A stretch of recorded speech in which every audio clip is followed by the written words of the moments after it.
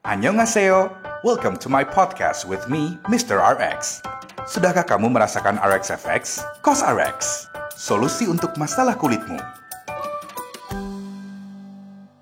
Hai, welcome to RxFX Podcast bareng sama aku, Mr. RX. Akhirnya aku bisa nyapa kalian lagi di episode ketiga nih. Aku udah gak sabar buat bagi banyak ilmu ke kalian. By the way, gimana keadaan kalian? Terutama di new normal saat ini, pasti banyak di antara kalian yang mulai beradaptasi dengan new normal. Mungkin awalnya terasa berat ya, tapi aku harap kita bisa menjalani ini semua dengan tertib. Berhubung lagi new normal, aku penasaran, skincare rutin kalian ada perubahan atau enggak nih? Boleh dong share skincare rutin kalian atau kondisi kulit wajah kalian selama new normal ke Instagram CosRx @cosrx_Indonesia. Sama seperti episode sebelumnya, kali ini aku akan tetap siaran podcast via video call. Seperti biasa, aku nggak akan sendirian karena bakal ditemenin sama wanita cantik yang punya pengetahuan luas seputar dunia beauty, yaitu Ami. Hai Ami. Hai Mr. RX, gue excited banget nih akhirnya bisa ketemu Mr. RX walau cuma lewat video call aja. Aku juga seneng banget bisa ketemu kamu loh. Orang di balik ratusan artikel di Beauty Journal. Buat yang belum tahu, Ami ini senior editor di Beauty Journal loh. Aku jadi kepo, kok kamu bisa ya nulis banyak banget artikel?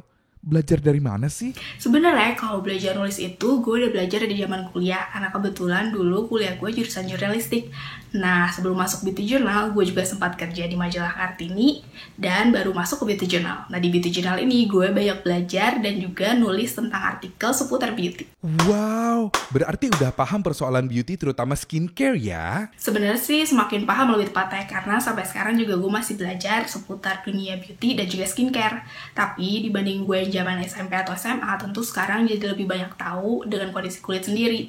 Kayak misalnya zaman SMP itu, kalau misalnya lihat iklan face cleanser terbaru, gue gak bakal mikir panjang, gue bakal langsung beli dan coba. Jadi kayak gonta-ganti produk gitu. Sedangkan kalau sekarang gue lebih milih produk yang sesuai dengan kondisi kulit sendiri.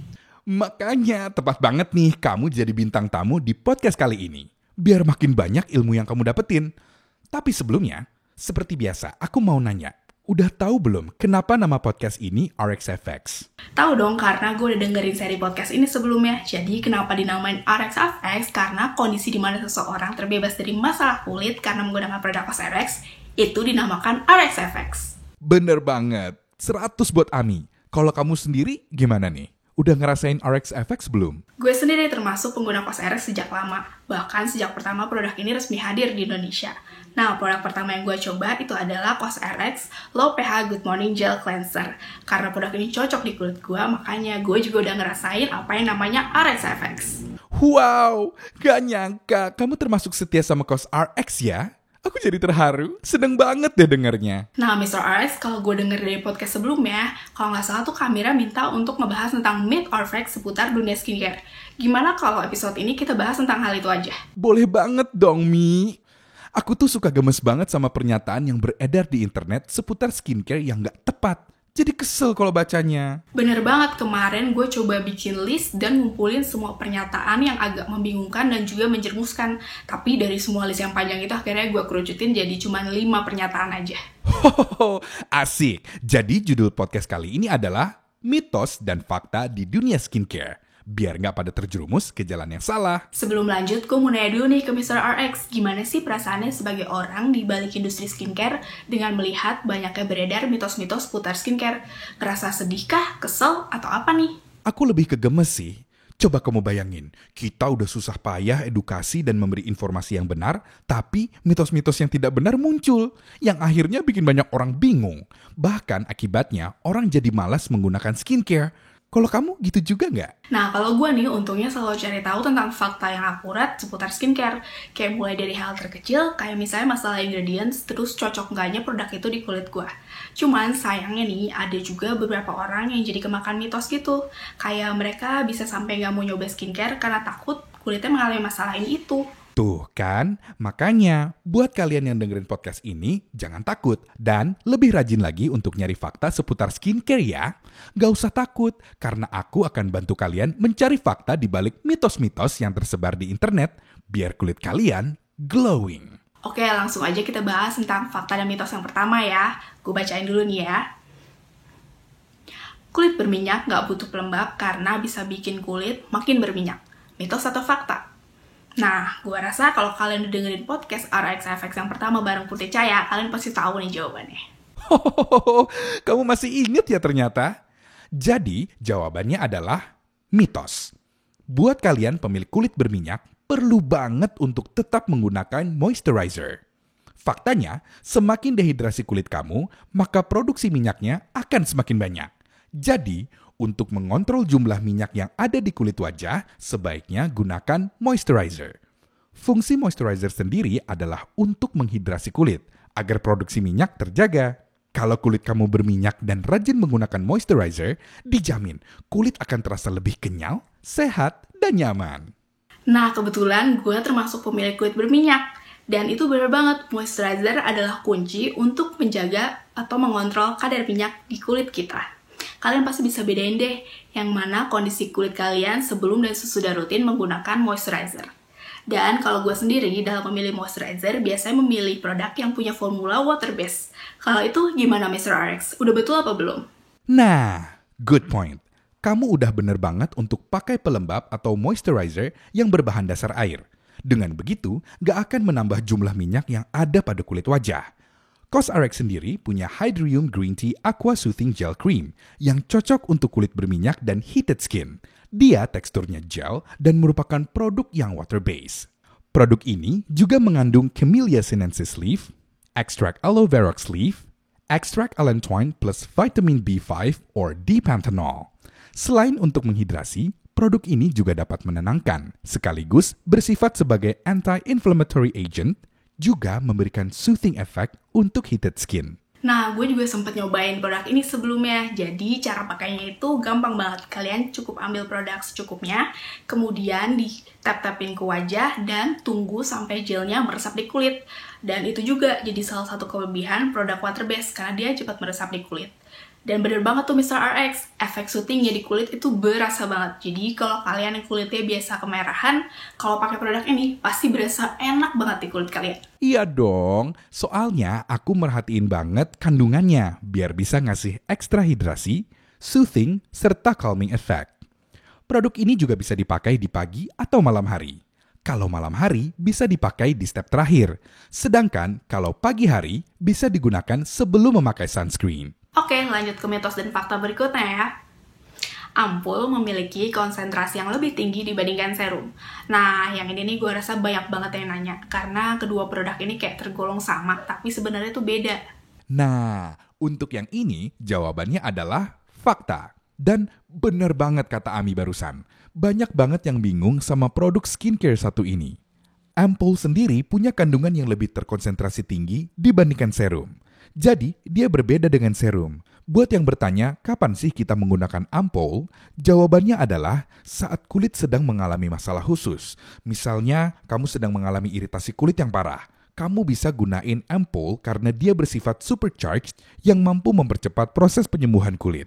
Jadi, kalau serum kalian bisa pakai setiap hari, sedangkan untuk ampul kalian bisa pakai sekitar 2 atau 3 kali dalam seminggu, atau ketika kondisi kulit kalian sedang membutuhkan produk dengan konsentrasi tinggi.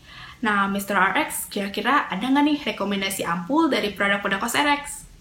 Untuk produknya, aku rekomendasiin Hydrium Centella Aqua Soothing Ampule yang cocok banget untuk kulit sensitif dan berjerawat. Biasanya jenis kulit ini paling sering ngalamin iritasi atau kemerahan di kulit. Cukup teteskan 2-3 tetes setelah pemakaian toner atau essence dan sebelum pelembab. Terus pijat dengan lembut. Udah gitu, teksturnya tidak lengket dan cepat menyerap. Win-win solution banget nih buat pemilik kulit jenis ini yang mungkin lagi pusing mikirin gimana ngatasin masalah di kulitnya. Nah, produk ini sama nggak ketentuan pakainya dengan ampul pada umumnya? Untuk produk ini, karena memiliki kandungan yang gentle, jadi aman untuk dipakai setiap hari. Bahkan, kalian bisa gunain sehari 2 kali di pagi dan malam hari. Oke, berarti buat kalian yang mau pakai ampulnya setiap hari, nggak ada masalah ya. Nah, sebelum kita lanjut ke mitos dan fakta berikutnya, kita istirahat dulu yuk.